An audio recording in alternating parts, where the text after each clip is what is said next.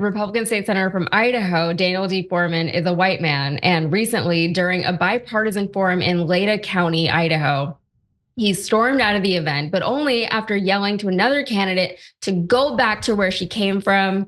The candidate that he was speaking to was Trish Carter-Goodheart, a Native American woman. She's a member of the Nez Perce tribe, and that is the woman that he said to go back to where you came from. Let's just sit with that for a moment. It's so ridiculous. So, how did we get to this point? The event was at a local Meet Your Candidates forum featuring 3 candidates from each of the 2 parties, Democrat and Republican parties. The candidates answered questions from the audience, and in response to a question about whether or not discrimination existed in Idaho, no, it didn't. So when it was her turn to speak and address the same question, Carter-Goodheart mentioned that things looked a little different from her perspective, and she referenced the known history of white supremacy groups in Idaho. In a statement, she said this: "I calmly pointed out that just because someone hasn't personally experienced discrimination doesn't mean it's not happening. Racism and discrimination are real issues here in Idaho, as anyone familiar with our state's history knows. I highlighted our weak hate crime laws and mentioned the presence of the Aryan nations in northern Idaho as undeniable evidence of this reality." And it was at that point that, according to Carter-Goodheart, Senator Foreman lost all control. His words to me were, "I'm so sick and tired of this liberal BS." I can't say that. "Why don't you go back to where you came from?" Several other attendees confirmed this account of events, so it wasn't just her saying this, including an event organizer and Carter-Goodhart's Republican opponent. Carter-Goodheart is running for a House seat, so she's not actually running against Foreman. He is currently the incumbent state senator.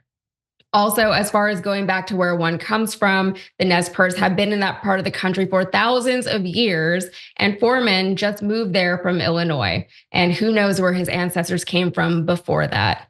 So, initial thoughts, what do you have to say about this, Cenk? Go back to where you came from. I think that her people would agree. You first is probably the correct answer there. Look, I love America, and my parents came from Turkey, so we've come from all over the world, and I don't want all of us to go back to where we came from. But saying that to a Native American, I mean, not only is it offensive, more than that, it's just incredibly dumb. I mean, why don't you just wear a shirt? Actually, we got the knucklehead shirt because of what Tim Walz said. Maybe you could buy one of those at shoptyt.com. So, I mean, how ignorant do you have to be to say that to a Native American? Where would she go? Where would she go? Back to Central Asia? Okay, and where did your guys come from? And then when did they come? Like, there is this entitlement by some white right-wingers, okay, who think, well, I own this place, and I have the right to be here, and no one else does. And aren't I merciful for allowing you to be here? No, brother, you are not merciful. You're an idiot. Yeah, I mean, you know, I would never pretend that I could tell a Native American how to respond to this. But if I was in the room and I was related to it, I probably would have drop kicked his ass. I'm gonna tell you, I'm not tough. I'm not the toughest person in the world, but I do like a good fight, and I need to be punched in the head sometimes. This person is like me; he needs to be punched in the head sometimes.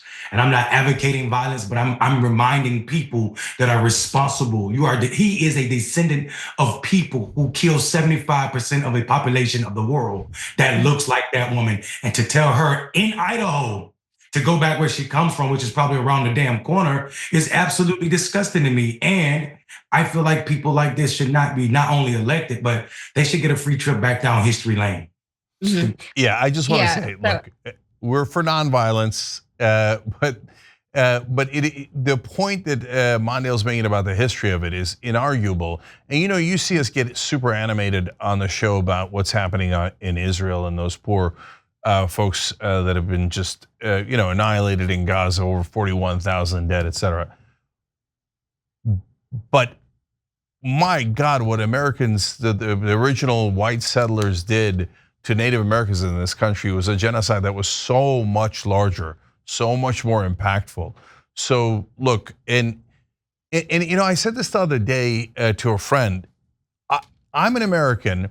I'm a first generation. I came here when I was 8 years old.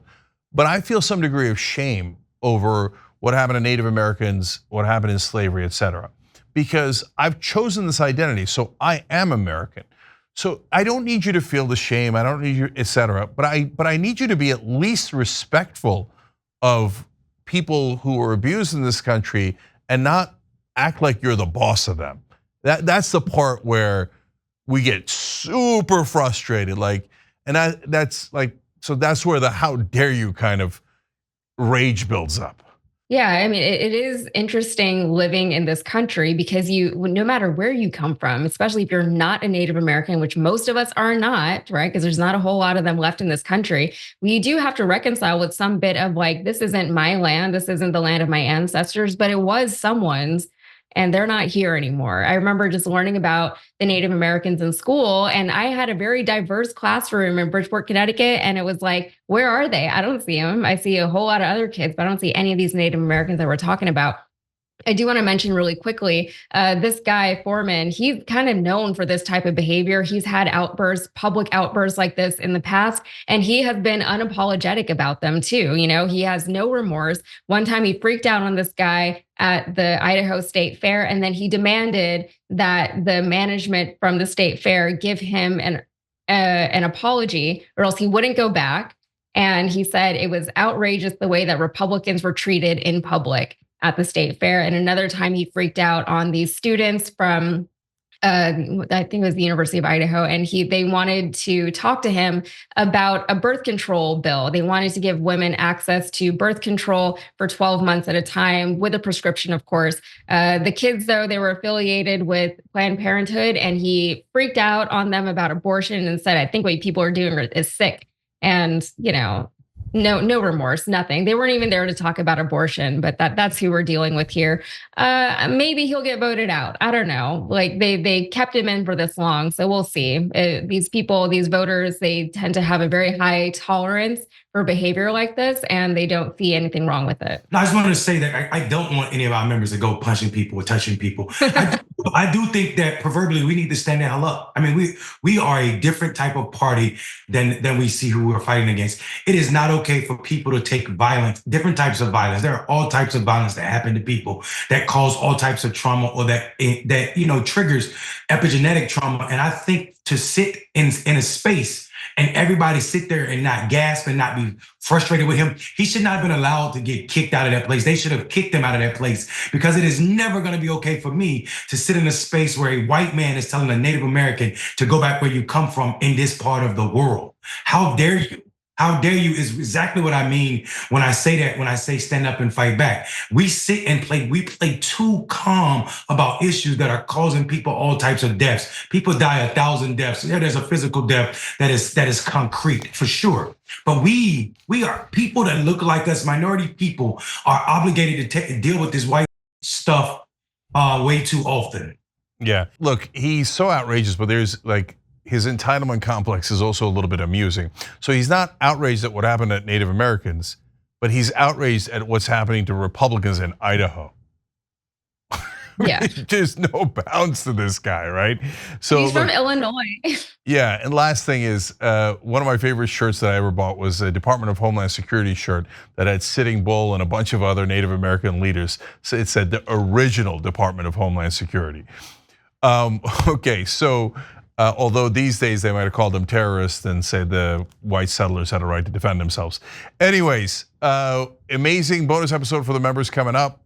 Republican perverts who want to look into kids' bathrooms and mandating that you buy the Trump Bible in Oklahoma. We'll explain. Hit the join button below or become a member through tyt.com/team. We'll see you there. Thanks for watching The Young Turks. Really appreciate it. Another way to show support is through YouTube memberships.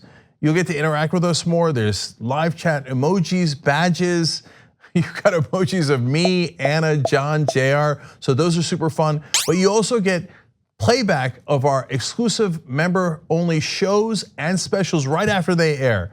So all of that, all you gotta do is click that join button right underneath the video. Thank you.